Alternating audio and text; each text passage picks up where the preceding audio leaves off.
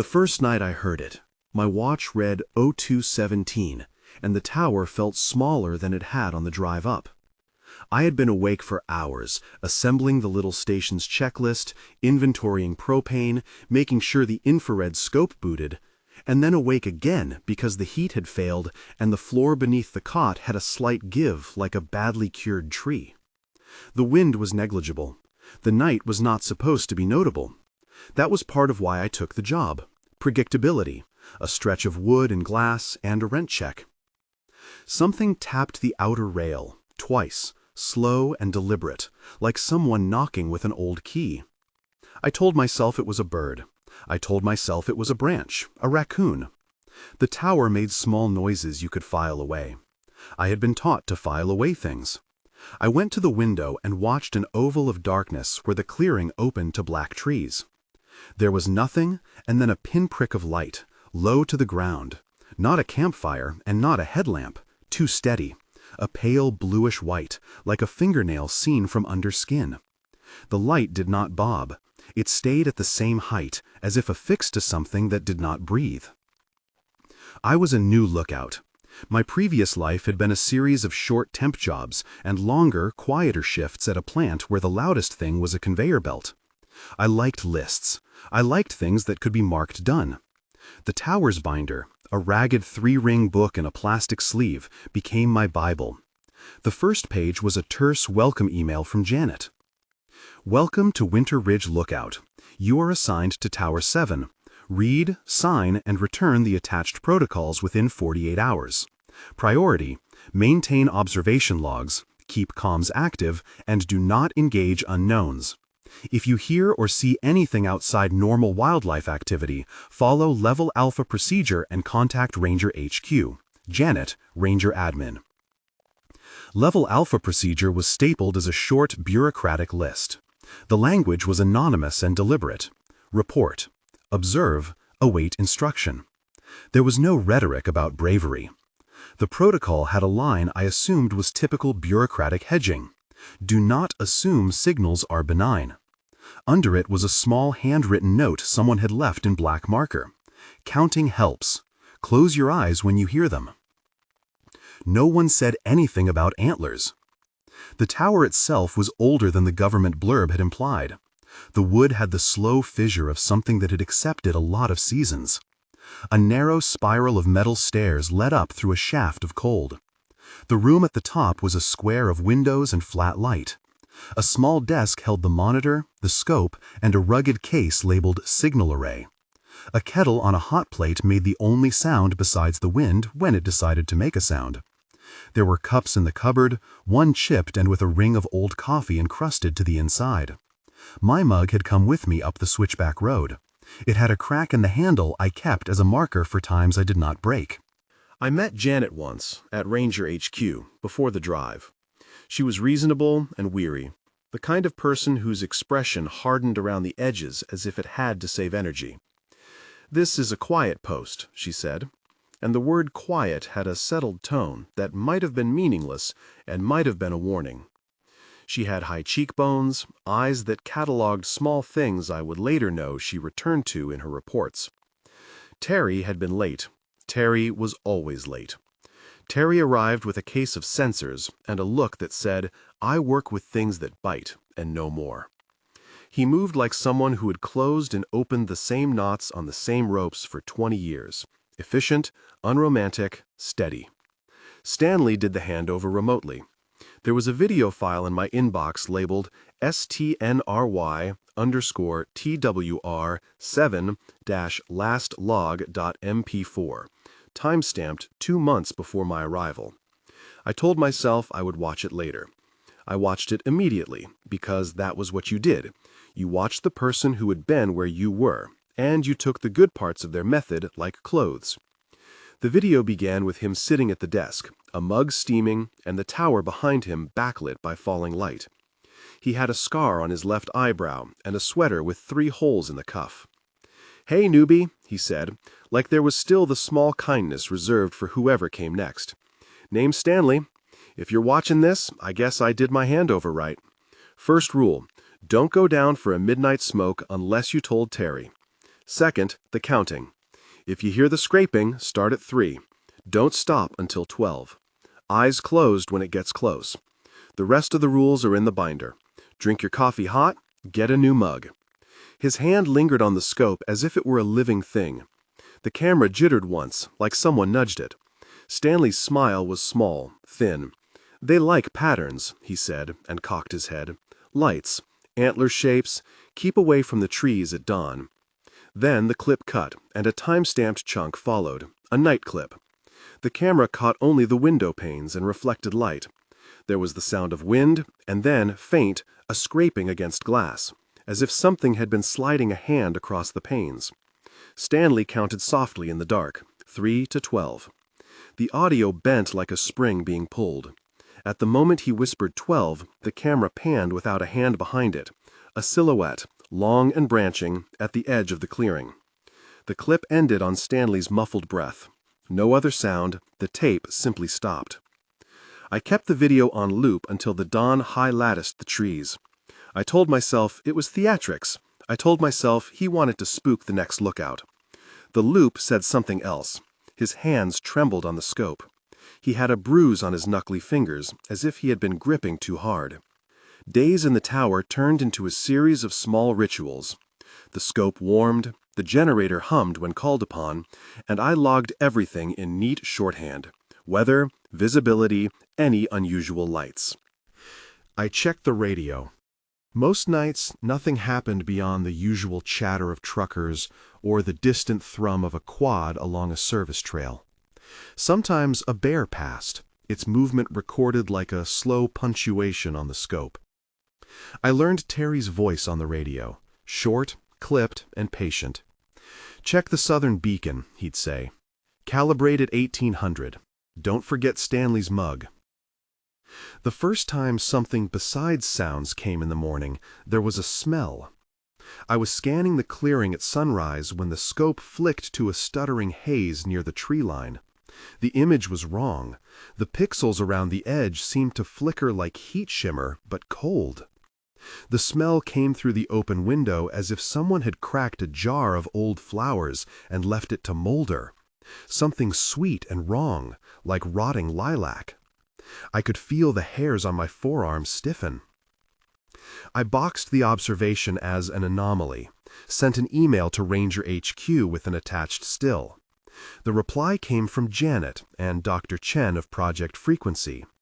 A terse chain of custody showing a name and an instruction I would come to know well. Anomaly 7.2. Good catch. Hold the sample index. Do not approach the source. Terry will schedule a site visit. Do not, under any circumstances, attempt to retrieve physical specimens. Janet. Later, from the research inbox, a clipped note with technical distance. Project Frequency. Confirm your time sync. If field anomalies worsen, engage the array to emit a trained carrier and wait for system response. Bryce's notes attached. Bryce's notes were not simply notes. They were small, methodical things left between margins, the sort of handwriting that belongs to someone who rehearsed making small, fatalistic calculations. He wrote about strange field gradients, lines on maps where compasses quivered, where radios sang static in ways that felt patterned. He wrote about antler impressions in snow that returned to their original places if observed in the morning. He wrote, darkly, they respond to interruption. He wrote, sequence at dawn, lights arrange themselves, count the nodes, do not look them in the eye. These suggestions became rules in the binder. The verb count carried weight now. I practiced the counting ritual under my breath, a nervous hum. 3 to 12.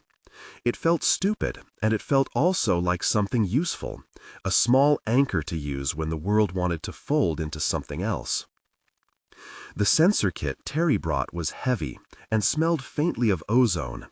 He set it up like a liturgist laying out chalices. The devices were simple in interface. Small towers with blinking LEDs, a control box with a flat knob and an LCD that described status in one-word reads. Stand by, sync, lock. That simplicity was deliberate. Nothing in the field equipment taught you how to replicate it. It only taught you to obey it. Terry plugged a lead into the control box and chewed the inside of his cheek. He frowned at the screen. "Field is jittery," he said. "Not like thermal, more like—" he scrubbed a hand over his face. "Like something modulating the carrier. That's when they start to show up." "Show up how?" I asked, and my voice sounded younger than usual. "Antlers, lights like pinpricks, movements that don't register as animal. Their bodies hang in the trees for a heartbeat, and then they're not there." He kept his voice to an even pitch. "The array's supposed to keep them out of the clearing. It was designed for interference, not contact. That's what Project Frequency says anyway." We ran calibrations. The control box blinked green and then amber. Once, the readout spiked, and the LEDs dumped into a slow, deep red before the screen went black. The cut was clean and obedient. Terry swore under his breath and shrugged. "Grid hiccup," he said. He spoke as if saying the words softened the concept. In the control box's port, a cable glowed faintly like a vein. The first time someone did not answer, I expected to be clinical. I expected the part of me that worked in manufacturing, where loss was a line item, to keep me cool. But when the call from Ranger HQ came stating Stanley had not reported for his shift in 2 days, something else in me folded, small and anxious. There were 2 possible outcomes. He had quit, he had been delayed, or he had become a lesson. "Don't go alone on the trail," Janet said when she called. Her voice had a new hardness, and something behind it, maybe protocols, steered the edges. "Terry will arrange a retrieval. Do not." "Do not what?" I asked. "Do not disturb any physical anomalies," she said. "If you find anything, mark location, photograph, and withdraw. The protocols exist for a reason." When we hiked out, Terry kept cadence like someone humming a prayer. The trail was a corduroy of roots and frozen mud. Snow crusted the trunks and made the world black and white. We found Stanley's pack near the creek, everything packed with meticulous disregard for panic. His flashlight lay in the brush. There were footprints, his and something else. The other prints were too narrow, too split in the way a moose might be, if a moose chose to walk like a human. The prints ran parallel to the creek and then stopped, as if the other thing had decided to take flight. There was no gore, there was no torn fabric. The absence marked itself as loud. Terry knelt and photographed with systematic slowness. "No fresh scent," he murmured. "No drag." He touched the snow as if to see whether the prints had been made that morning. His gloved finger left a small circle in the snow where the heat of his skin met the cold. "We mark and we move. Follow the binder, lookouts before the morning." He said it like a benediction. At the edge of the clearing, pinned against a snag, we found something Stanley had left. A sheet of paper clutched by a rock. It was one of Bryce's printed photocopies, research notes with scrawled numbers in the margins. Someone had circled a phrase, "Automated warning, do not respond manually." Someone else had written underneath, in a hurry, "They learned the cadence. New constraint. Do not blink when the grid cycles." The ink bled in one place as if the paper had been exposed to damp. The tower's array responded to what we left it with. On the 3rd night, the scope recorded a pattern in the trees, antler silhouettes that resolved into something like a lattice of branches, each tip with a glowing pinprick. The sensor feed described the phenomenon in flat language. Transient light nodes detected. Field variance plus 0.4 dB. The scope recorded movement at the fringe of the clearing, and, somewhere between frames, a sound like cloth drawn across a dozen panes. I followed the edge of the image with my neck tense. The pinpricks blinked, once in an ordered cadence. Triplet, triplet, triplet. And then new lights answered them deeper in the woods, far too many to be headlamps.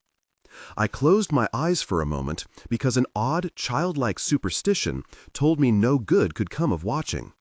The habit came back, the counting. 3, 4, 5. My lips moved, and the numbers felt holy and mundane. I did not reach 12 before a bell in the control box chimed a tone that was almost a voice. The room went thin with cold. "System says hold pattern," Terry said flatly from the lower stair. "Don't." He stopped because the tower glass hummed like a skin. The lights outside pressed themselves to the panes, succulent and patient. Something tapped the window again, but this time it tapped from the outside, and the glass shivered in a way that made the frame creak. The kettle rattled on the hot plate. I held my breath until my lungs burned, and then let out a measured exhalation like a deflated balloon. We did what the binder told us to do. We took images, we documented, we did not approach. We also, secretly, looked. The pinpricks moved in patterns that teased geometry. Sometimes they arranged themselves into the hollow of a human figure and then dissolved like sap. Once they mapped an antler shape in the snow, and when the light passed over the clearing, all of the light synchronizing as if for a single, unblinking purpose, the tower's scope registered a small, shapeless heat signature, and then nothing. The array tracked, logged, and then recorded an automated message in a voice that by design was meant to be neutral. Automated alert, field perturbation detected, maintain distance, observe only. Messages like that had a bureaucratic cruelty. They told you to be brave with words and not with flesh. At 03:17 on a night when the wind held its breath, the control box cut power. The LEDs went black like eyes closing. In the dark, the tower became a single heartbeat. My hands found the binder. I began to count automatically, 3 to 12. And somewhere beneath the counting, I heard a secondary rhythm, an answer to the numbers, like knuckles rapping in a distant hallway. The tower door banged as if hit by a palm. I opened my eyes, and there was nothing but trees and a moon so thin it looked like a scratch. Then the radio was full of a voice that had been recorded months ago, a kind of circular message I had heard before in Bryce's logs. An automated warning system that had been designed to instruct and now sounded as if it remembered the empathy of a person. If you hear this, do not engage. Close your eyes. Count. The playback looped, degraded by time, until the words were like a mantra. In the corner of the scope's frame, the pinpricks multiplied, arranging themselves into an antlered silhouette that looked proportioned to a man, but too high at the shoulders. "Close your eyes," Terry said. "Count." I closed my eyes because the rule was sharper than anything else. The dark had a smell now, a sweet rot like old lilac. I felt cold exhale over my skin as if the trees themselves breathed through the tower. I counted until my lips went white. When I opened my eyes, the lights were gone. The antlered silhouette had retreated. The control box hummed and returned to green with an apologetic blink. The kettle was cold. In the morning, there was a small tree line tidy where the lights had been. The snow at the edge of the clearing had been pressed down into neat concentric circles like the rings a pebble makes in water. We photographed them. We filed the photos. We sent them to Janet, to Project Frequency, to the anonymous inbox that never gave us more than the polite reach of a hand. On the 5th day, I found a camera on Stanley's old shelf I had not noticed before. It was a cheap body camera with a single battery slot. When I slid the SD card into my laptop, it chewed for a minute and then expunged a file called Stanley Bridge 230804 MOV. It was a daytime clip, an unobstructed view of the clearing. The timestamp read 0542. The audio picked up a wind bell and, under it, the far-off hum you come to know as the hum of a forest. At 0556, on the far right of the frame, lights began to gather and arrange into a pattern that, if you squinted, read as an enormous rack of antlers. They assembled themselves like a flock of birds finding a rhythm, each light snapping into position as if pulled by invisible hand. Stanley's voice came on in the video, whispering, "Do not turn. Do not take a picture of them directly. If you look and they see you looking, they move from being an arrangement to being a body." He laughed, a brittle sound. If you can, lay flat and breathe with the earth. The camera's viewpoint caught a small, pale leaf that moved like a pulse. The video ended when the lights condensed into one shape and then flared out like a sudden gust. I watched the clip twice and then again. After the third time, I felt an old and awful fatigue come over me, the kind that presses like a tide. The binder had a margin note in Stanley's hand this time, tucked between photocopies of Bryce's graphs. They hate to be counted out. The ink was brown where it had faded. By then, Project Frequency had sent more resources. We received, in small increments, devices that were meant to push back against the field. They looked like black boxes with a single annunciator and a labeled port. The instructions were composed of non-technical language: plug, engage, observe for 5 minutes, record. There was a calibration tone that sounded like a struck tuning fork filtered through wool. Terry called them pulse units and handled them like a priest with an object of merciful but dangerous power. I was not to touch the switch except under his direction. One night, toward the end of my second week, I woke to the sound of movement on the stairs. I checked my phone, no signal, and reached for the little flashlight on the desk. The light caught a smear on the window, mud that looked like the trace of something dragged along the glass. Then my radio crackled, not with the usual static, but with a cadence of clicks that resolved into a pattern. The clicks were not quite mechanical, they had warmth. They arranged into a kind of urgent counting. My mouth shaped numbers without my conscious consent. I recognized the pattern from Stanley's last clip. The control box chimed, and the LEDs turned a soft, insistent amber. A message scrolled across the panel: manual override requested, source external. There was a lag of a heartbeat, and then the tower's old brass door handle turned from the outside. I had a dozen things to do in that minute: shout, lock the door, wake Terry, engage the pulse unit, leap out of the window. Instead, I stood very still, my skin trellised by cold. The counting rose up in my throat like a spell. 3, 4, 5. The door's movement stopped. The handle turned back, slowly, as if whatever held it had been taught to respect certain arithmetic. The amber light winked and returned to green. The chatter on the radio degraded into a noise that sounded suspiciously like laughter pressed through leaves. When daylight came, there was a new photograph pinned to my monitor. No camera had taken it. The image was of my own desk, taken from the angle just below the light fixture. In the photograph, on the desk by the mug, lay a small, delicate object that I had not placed there. A fragment of antler, palm-sized, bleached and glossy, as if polished in salt. Whoever, whatever, had left it had not left anything else. There were no tracks. I touched the fragment with a gloved finger and felt a static tingle like the taste of metal in the mouth. The fragment warmed under my skin, as if it wanted to be reunited with something.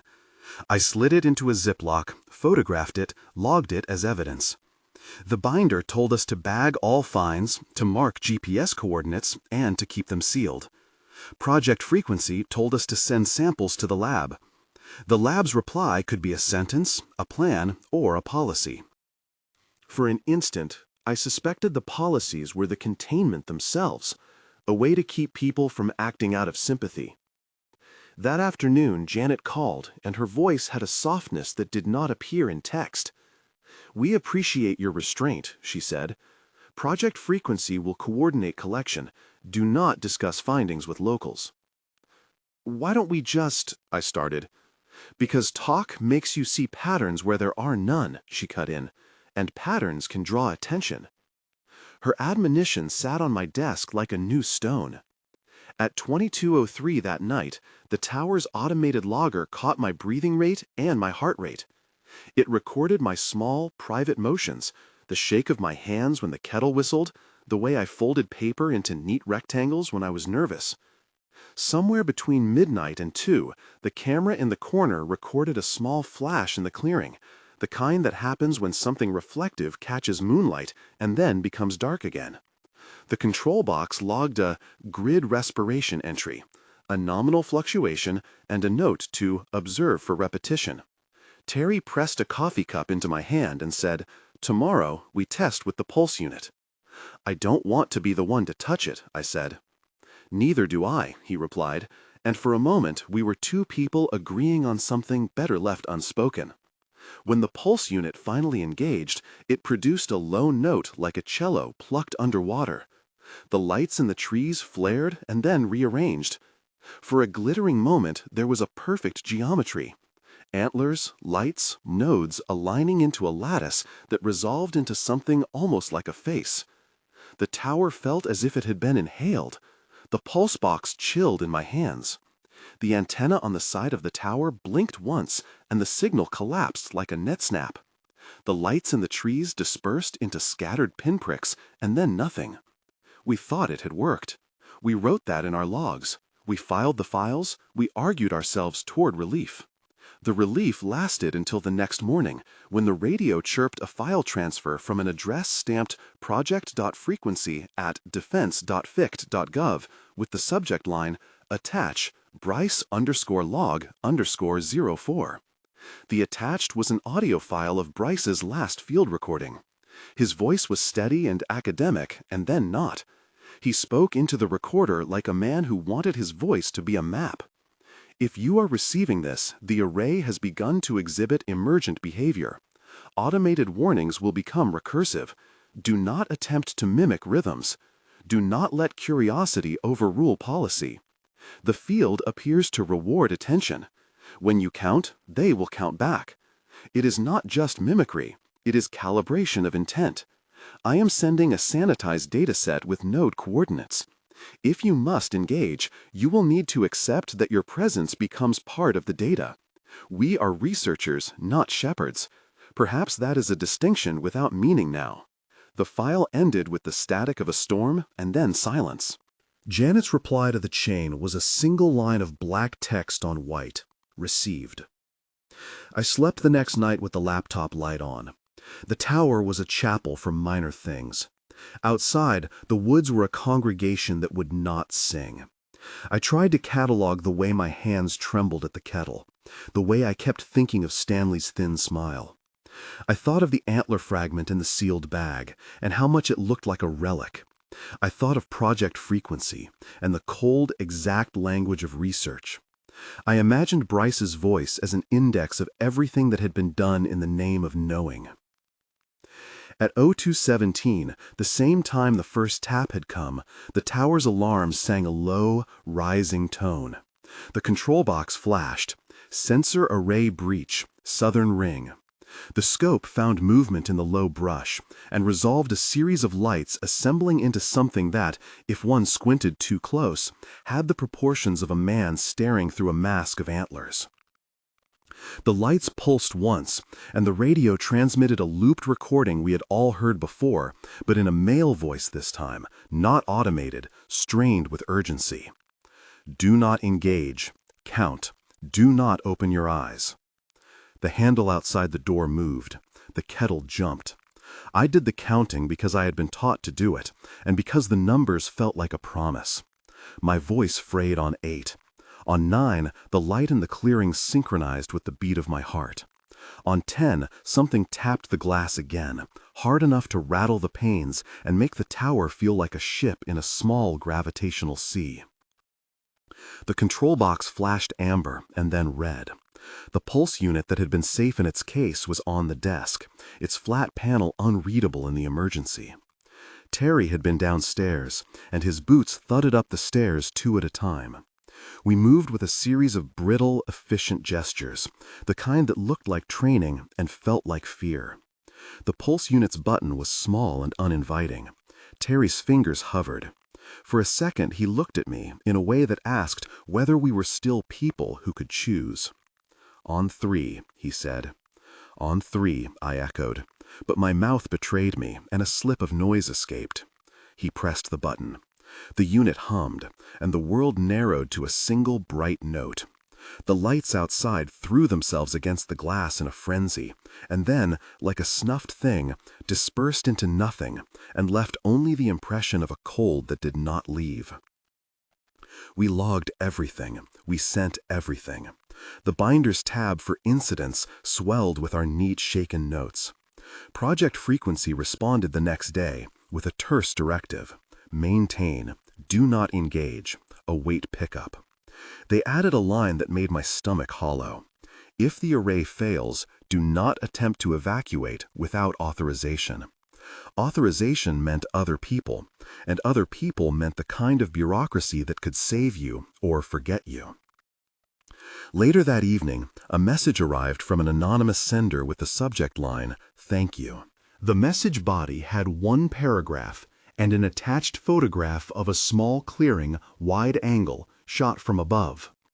A series of white dots traced lines like constellations, networks of light arranged as if in a message.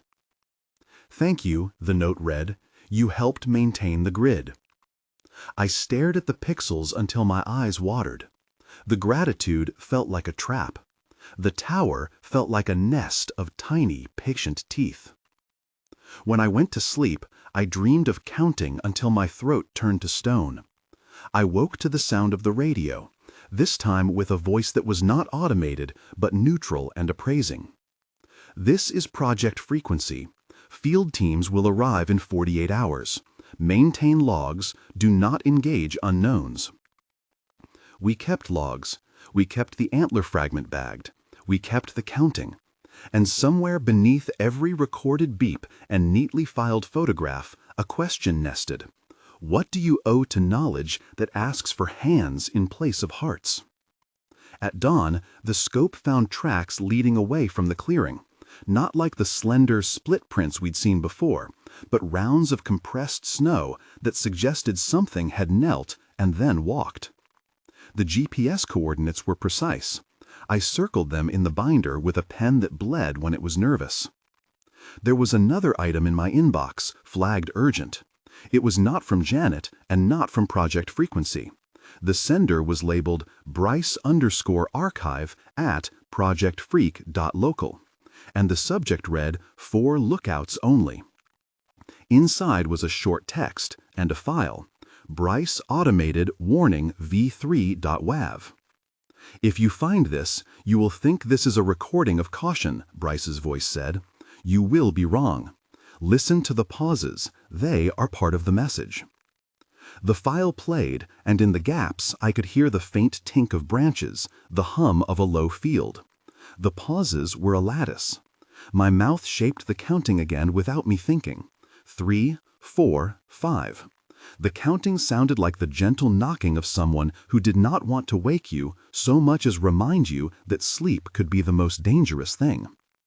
At 03:03, the tower's motion sensor tripped. The control box logged an anomaly, image corruption, possible interference. The scope showed on the edge of the clearing a shape that registered neither heat signature nor traditional mass.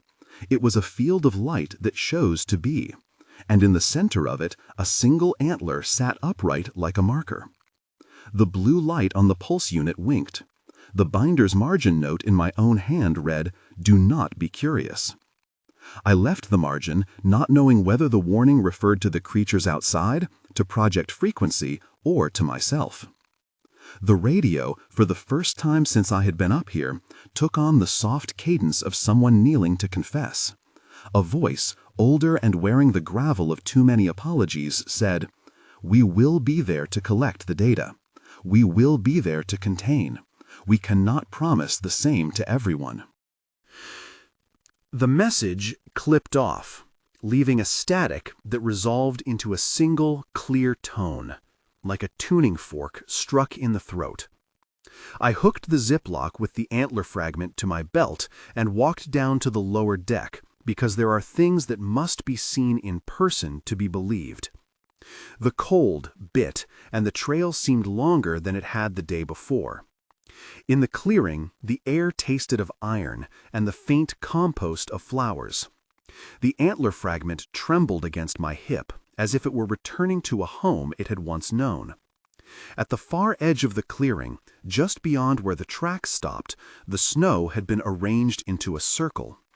In the center of the circle lay a small mound, covered in powder. I stood at the lip of it and felt the tower watching me like an eye. I could have turned back. I did not.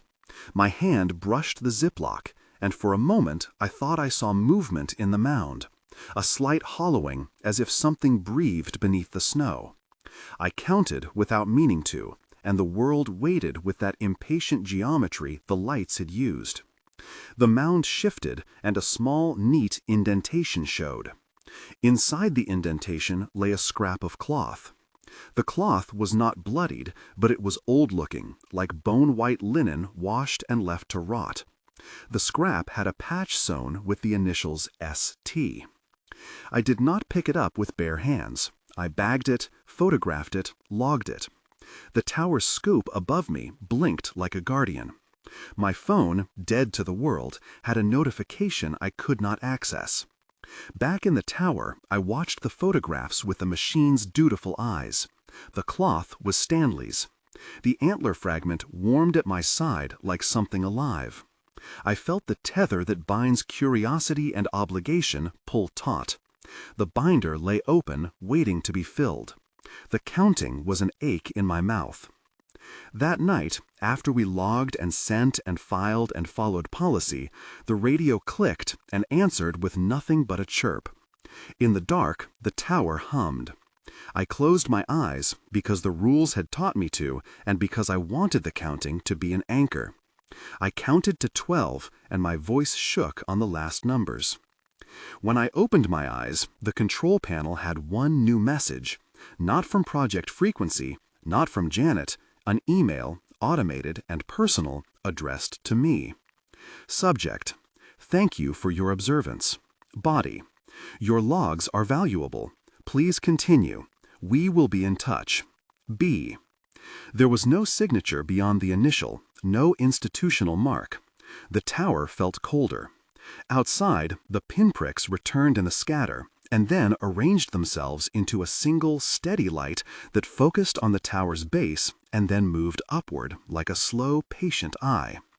It paused opposite my window and then, with a movement I did not like to translate into words, left the clearing.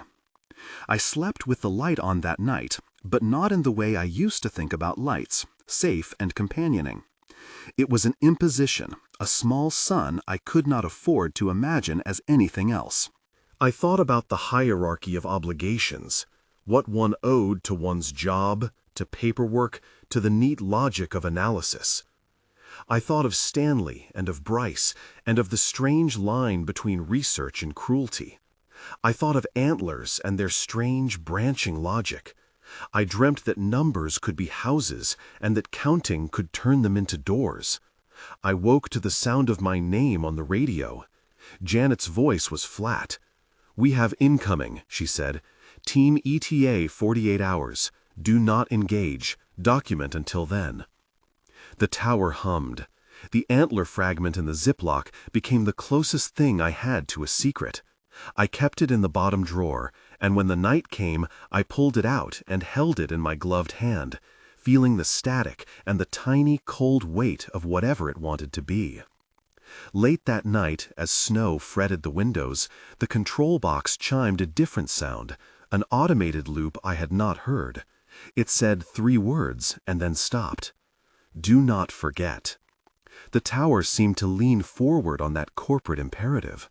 I went to the scope and looked at the trees and the place where the lights had been, and found only the steady slope of trunks and the snow. Then the scope jolted, as if a hand had brushed it, and for a second the glass showed not trees, but a face made of antlers and light, and then it was gone. I closed the binder gently and marked the page with a line and a date. My pen bled. The logs were filling like a tide. If Project Frequency was a net, it was starting to catch more than feathers. At 0112, the tower's external antenna picked up a signal that resolved into a file transfer. The file name read BRYC auto-warn last.wave, and the sender ID matched the earlier cryptic B. The file was short, and the end was a clip of static. Bryce's voice said, slowly, as if reading from something written a long time ago, "If you value the human life you came here with, do not let curiosity be the thing that eats it. We were scientists. That may be the only thing left to us.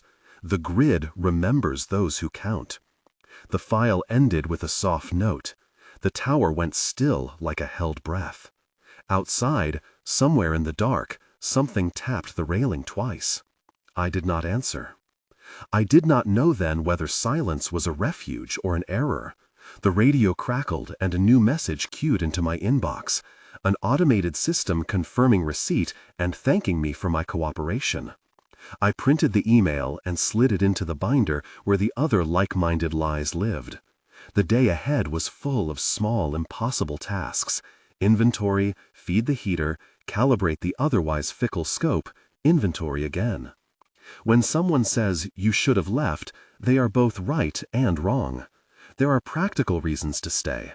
The cost of moving, the remoteness that makes a move logistically nightmarish. And there are reasons that fit into narratives we tell ourselves: courage, stubbornness, duty. My reasons were flatter: rent, curiosity, the need to see things finished. But sitting at the desk that morning, the antler fragment cold in the drawer, I realized something else. There was work in the logs. There was evidence that needed gathering. There were names, Stanley, Bryce, Terry, that, if you believed in a certain kind of obligation, deserved a faithful record. When the tower's array chimed that afternoon, it did not do so as a simple sensor, but as a voice that had learned patience. The signal described a lattice pattern moving north. The control box blared not with terror, but with a thin, almost excited tone. It said, "Node pattern shifting, new alignment." And somewhere between that note and the photograph that appeared on my screen of a ring of antlers placed like a crown in a copse, I felt a shift in myself. I was less a visitor now. I was a ledger keeper of things that did not want to be known. I turned the page in the binder and wrote, quietly, "We keep count." Outside, a new kind of light began to fill the clearing. It did not move like a lamp. It layered like tissue, a thin film of blue that made colors look wrong. In the center of it, something stood tall and unblinking, branches for shoulders, antlers for a crown. The pulse box hummed in the drawer like a sleeping thing. I closed the binder, signed my initials, and walked to the window. The towers smelled of cattle, of old coffee, of pencil. In the clearing, the antler crown watched the tower as if it were cataloging. For the first time, I considered that we were not only being observed, we were being archived. A soft, deliberate knock came from below, the 3 knocks that Stanley had left like a breadcrumb. I held my breath until it burned.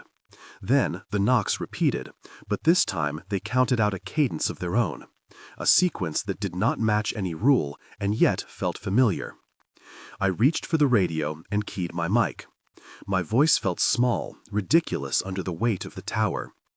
"This is Tower 7, I said. "Identify." Static answered for a long, patient minute. Then, faintly, as if from the bottom of a well, a voice said, "We will be there. Keep counting.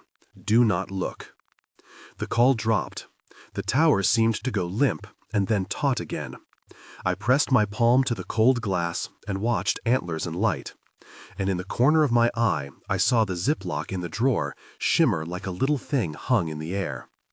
I began to count, because that is what you do when the world asks for a ritual and gives you no other tool. 3, 4, 5.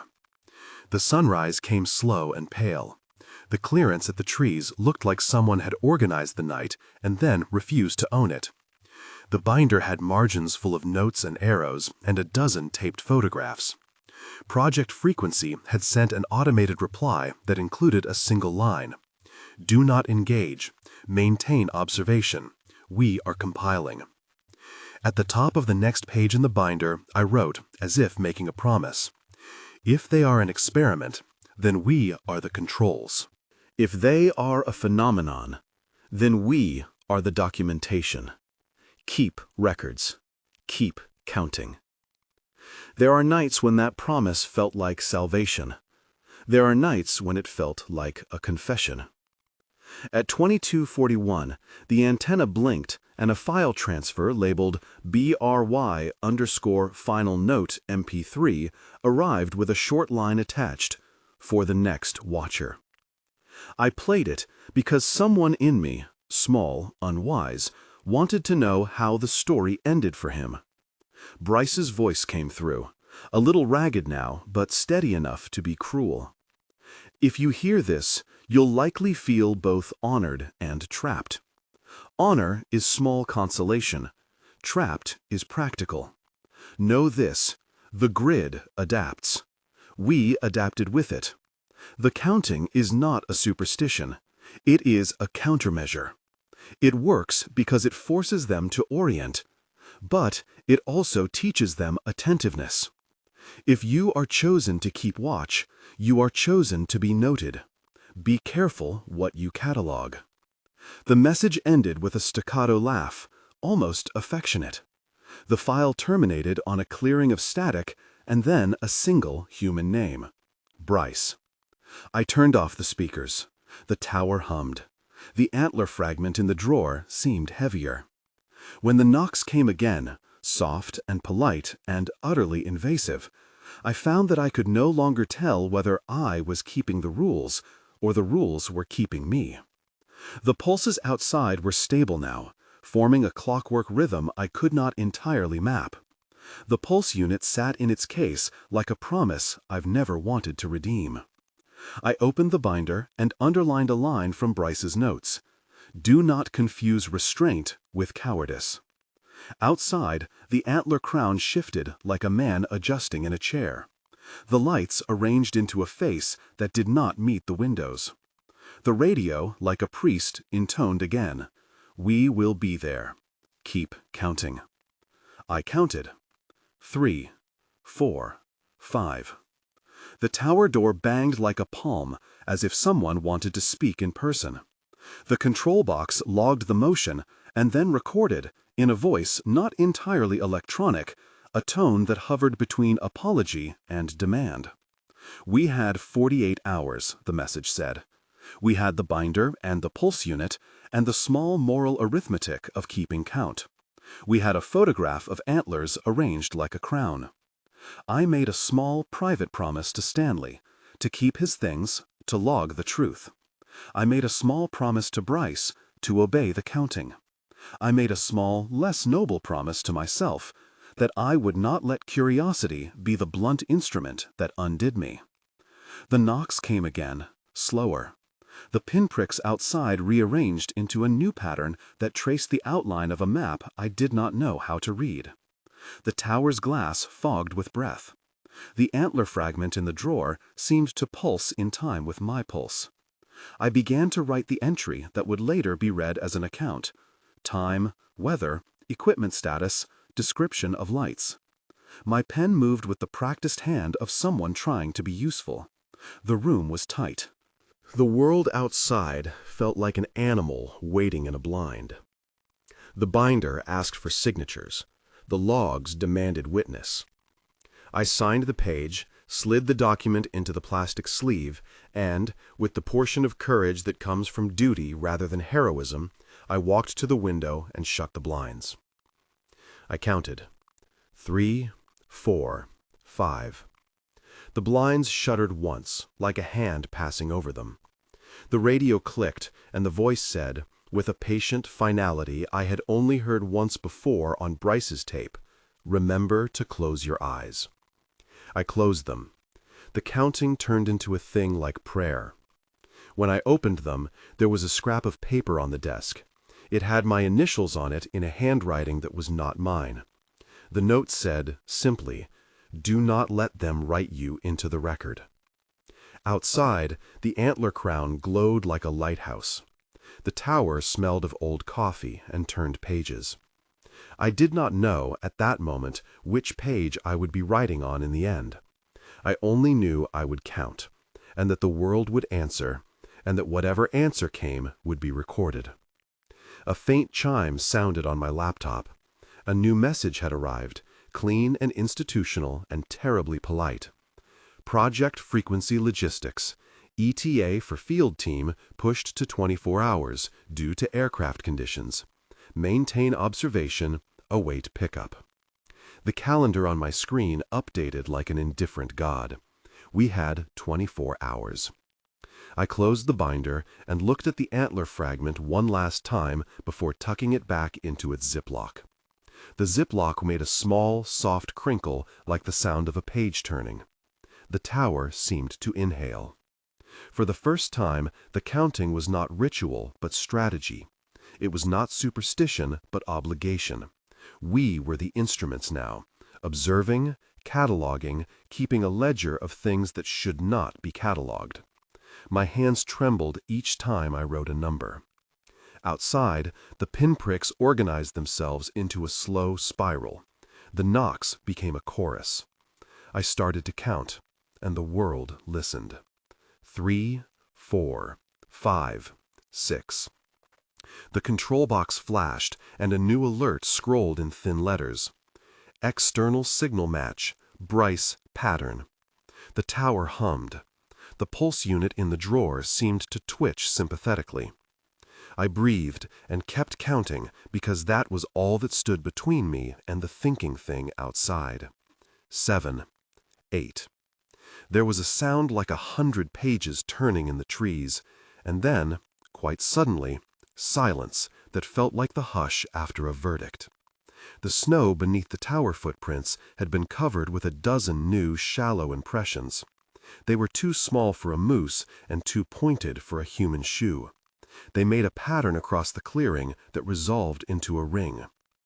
The radio flared with one last short transmission, almost as if someone had remembered to be polite in the face of urgency.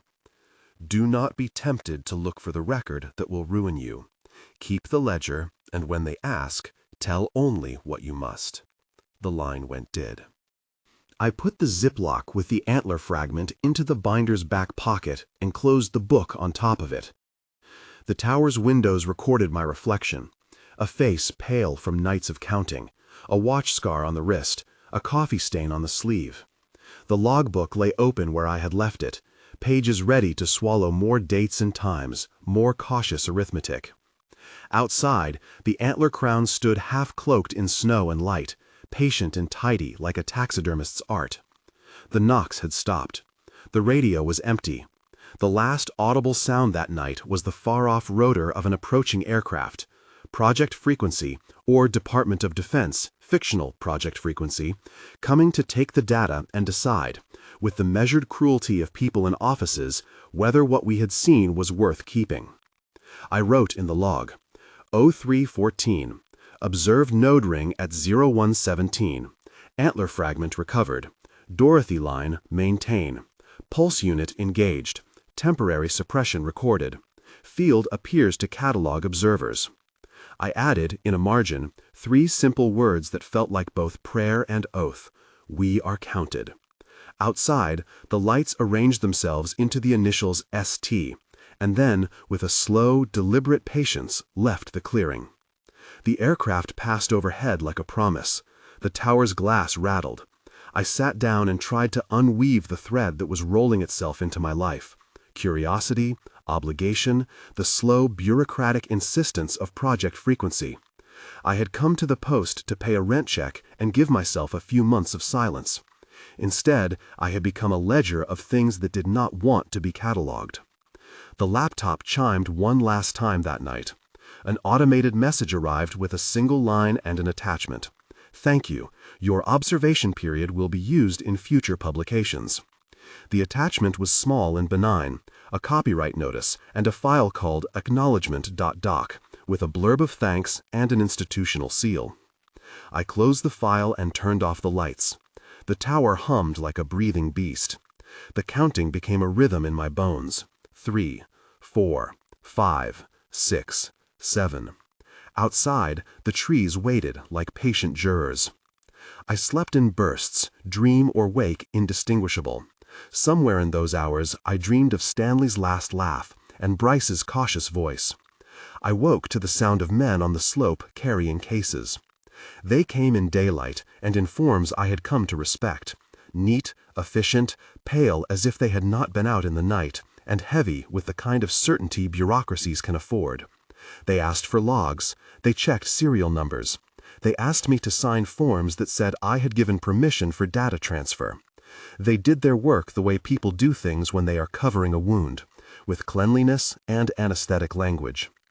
Janet watched them from the office with a face that did not warm. She did not look surprised. She only looked tired. When the lead researcher, small, with eyes that seemed to catalog and then depart, opened the ziplock and lifted the antler fragment, he did so with gloved hands and the look of someone who had touched many relics. "Interesting," he said. "We will catalog and preserve. Thank you for your assistance." They took our logs. They zipped every file into larger archives and transferred them under tags and signatures that flattened things into records. They left us with the binder still half full and a courtesy note that promised further contact in 6 weeks. We watched them go down the trail with their cases. The clearing looked empty, as if a party had left a table suddenly abandoned. The tower felt smaller and more vacant somehow. We were, by their metrics, good witnesses. We had maintained distance, we had documented, we had followed procedure. Once they were gone, and the creek resumed its thin speech, Janet sat in my chair and put her hands around a cup. "We keep records," she said, "not as reproach but as confession. We don't always know what to do with them." "We didn't do anything wrong," I said. "No," she said, "you did exactly what was asked. But someone has to keep the ledger after the report is written and before the headlines crack. You will have to keep counting. It's part of the job now." Counting, I realized, had become not only a protective gesture, but also a contract. By maintaining the ritual, we remained usable data points. Other work might have involved closing files. This involved staying alive enough to continue logging. That night, alone in the tower after the team left, I opened the binder and found a new message scrawled in an unfamiliar hand across one of the blank pages. "If we are the instruments, we are also the witnesses. Do not forget which end of the instrument you are." Next to it, someone had taped a small yellowed photograph of a mastiff and a hand. Underneath, in even smaller letters, the caption read, "Stanley, 2019. I had been unsure whether I wanted to remain the ledger or slip into anonymity and go home.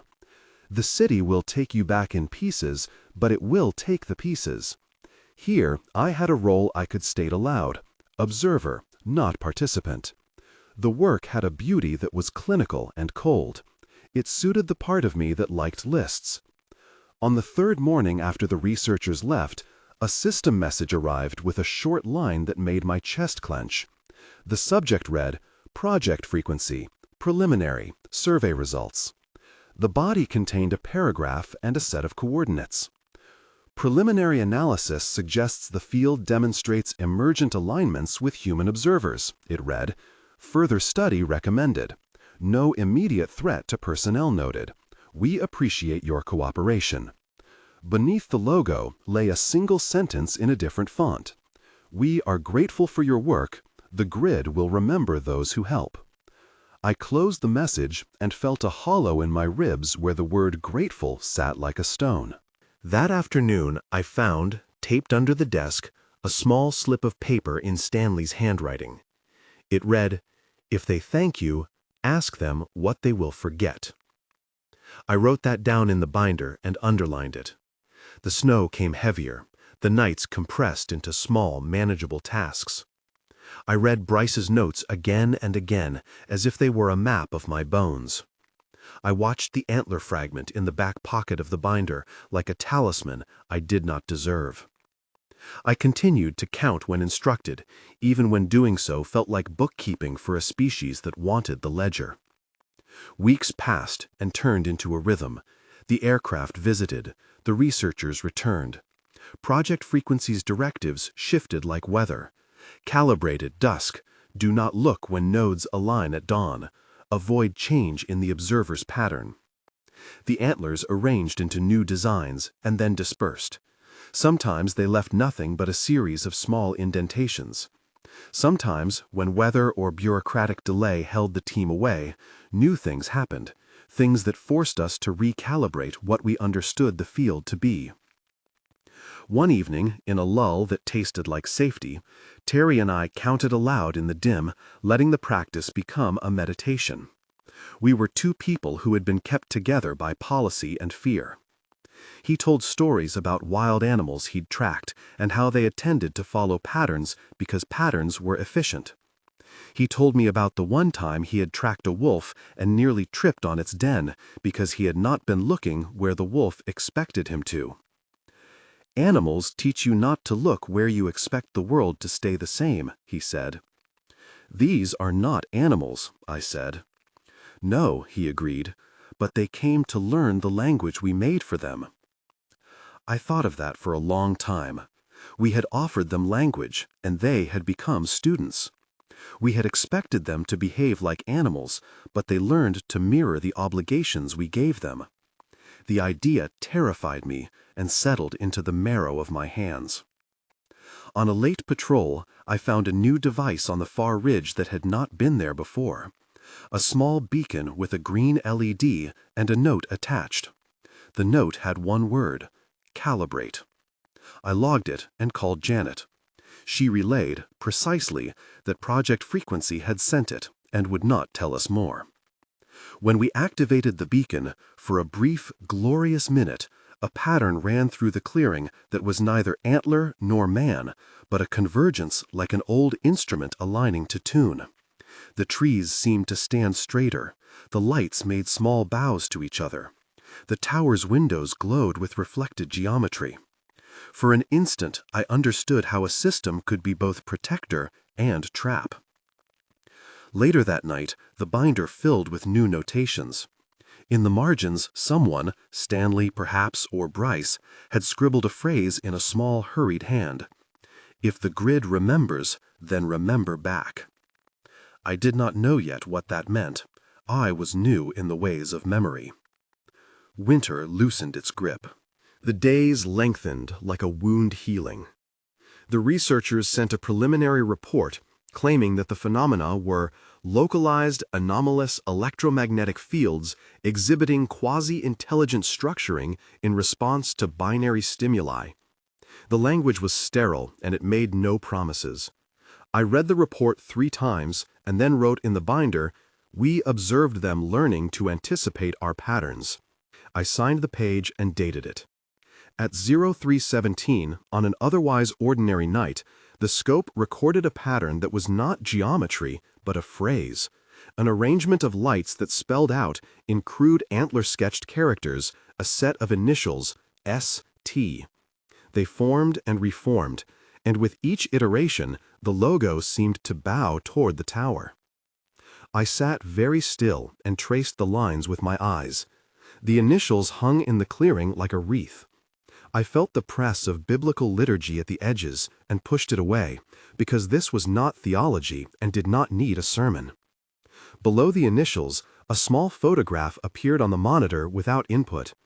It was a picture of Stanley taken that last day he filmed.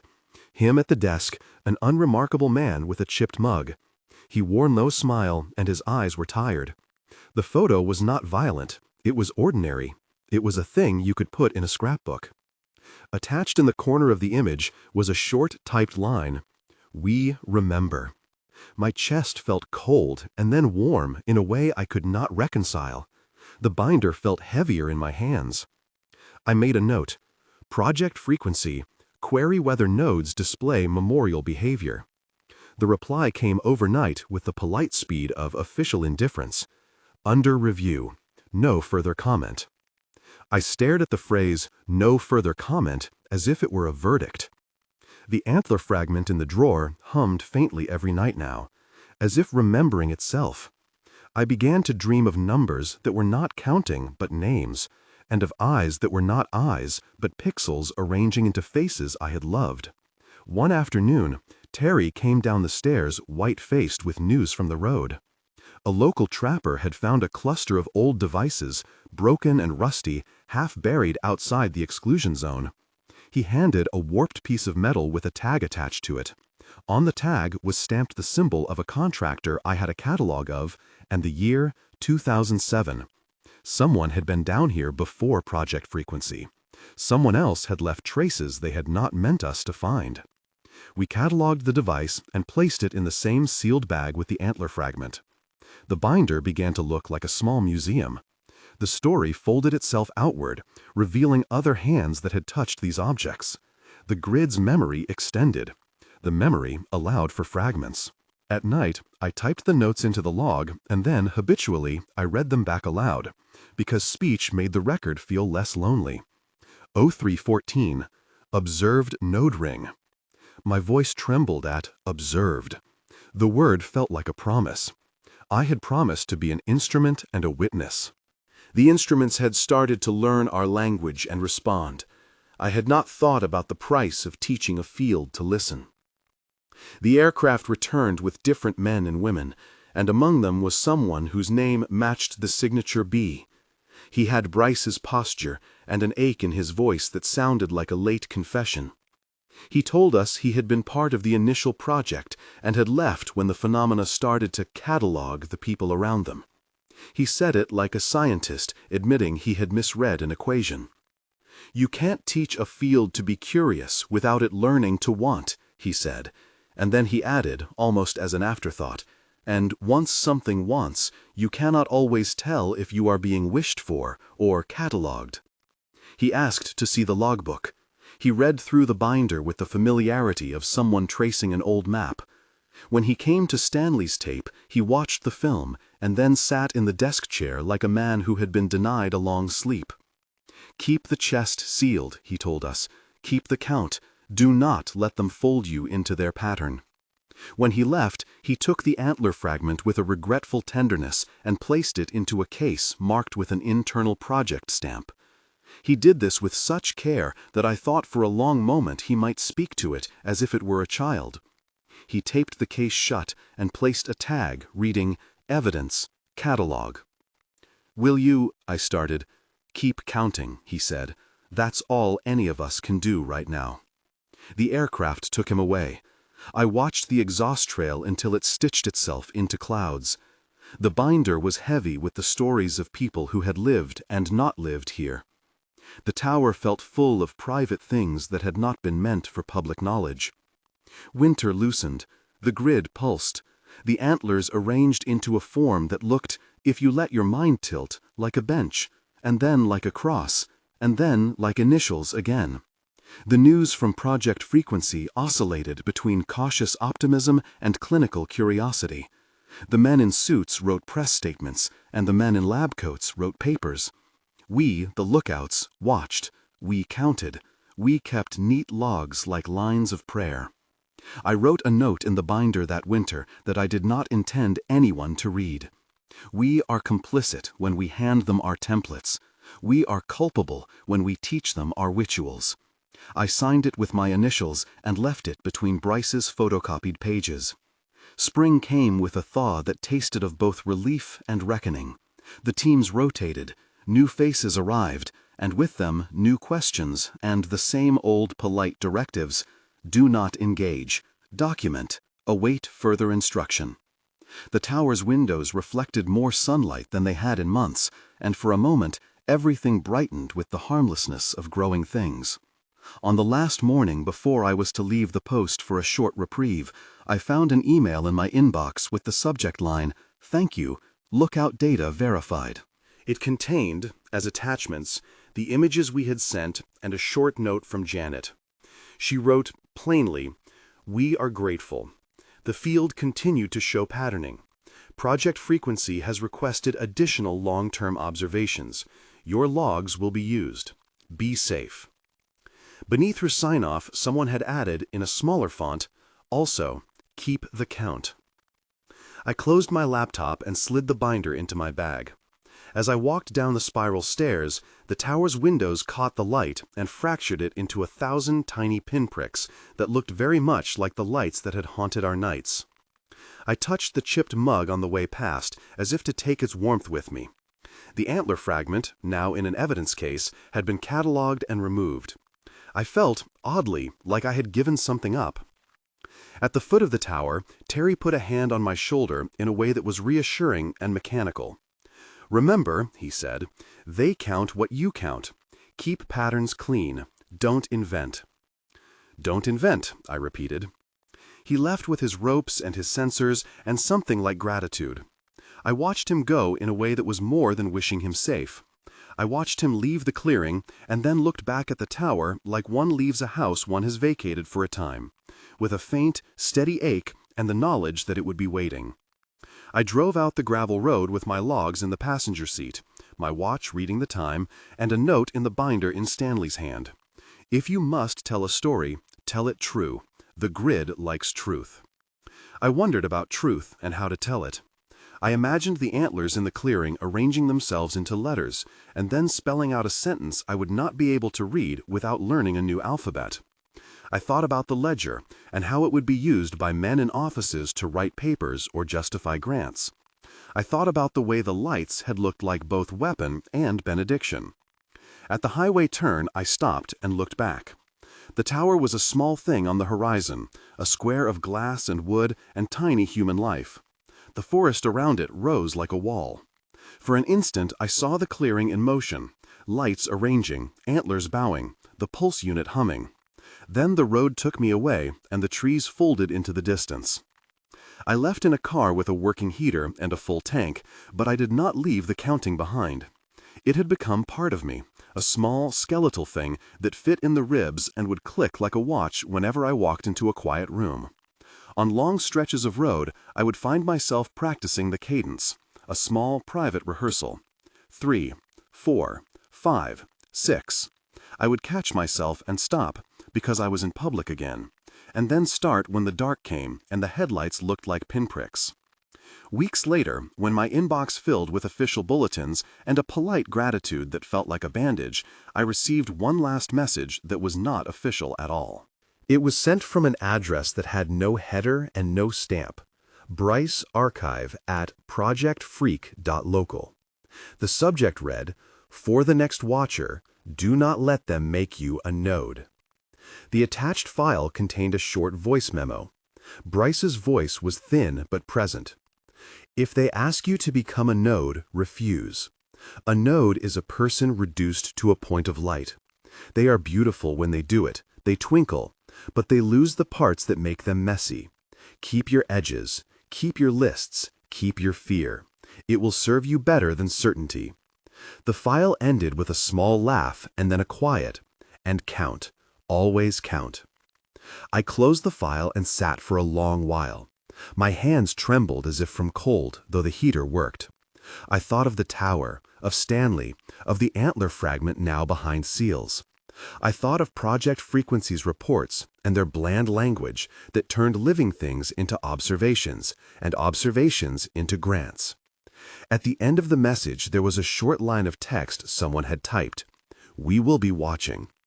I saved the file and put it in a folder labeled Lookout Archive. I printed a copy and tucked it into the binder for the next person.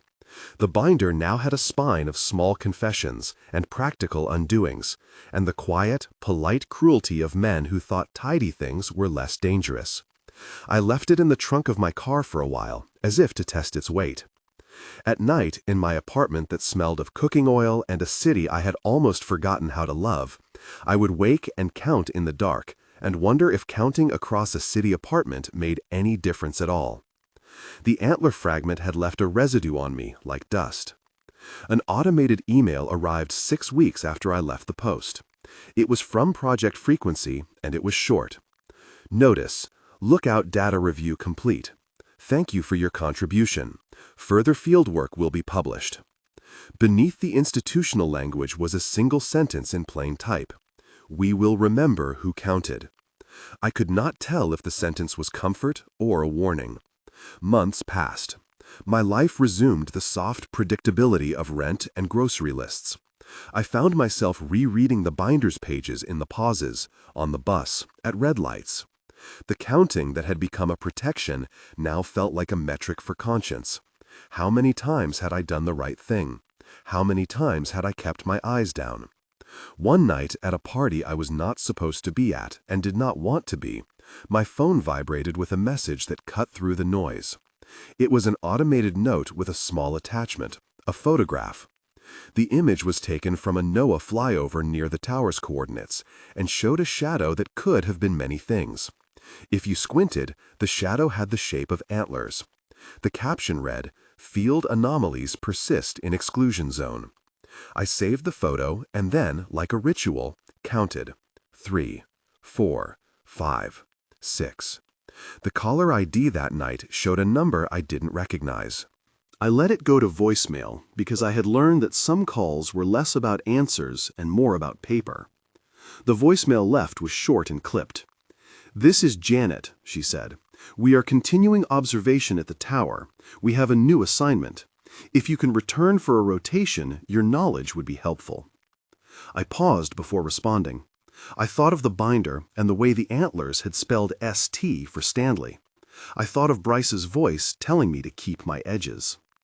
The ledger of obligations had not loosened. Somewhere in the world, men and fields were learning one another's languages. I put my coffee down, closed my eyes for a moment, and counted. 3, 4, 5, 6, 7. I drove back because I could not help myself, and because someone had to be one more clean witness, one more pair of hands that would not be a node. I drove because curiosity had a hold on me I could no longer deny was a form of fidelity. I drove because the binder needed a steward, and because the men and women who went into offices could not stand watch for the nights. On the road north, the trees thinned and then returned like a measured applause. The tower was still there when I came back, a small square of glass atop a tree. The clearing had been cleaned of many artifacts, and some new ones had been set in place, beacons and tags and boxes.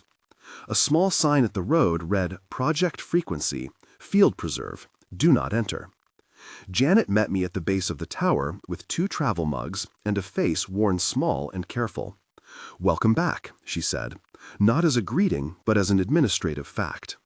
"What changed?" I asked. "Not much," she said. "We have more data. The field is more organized. We have stricter protocols. You know the rest." "I remember," I said. She looked at me long enough to register that "remember" might mean more than memory. "Good," she said. "We need someone who remembers with us. Keep your binder close." I did. I signed the paperwork with a hand that did not shake as much this time. The tower smelled of old coffee and paper and the faint chemical tang of instruments. The antler fragment had been returned, carefully catalogued and wrapped, and placed in an evidence shelf behind a sheet of glass. This time, the fragment looked like a relic on display. The tag read, "Evidence, returned for long-term storage."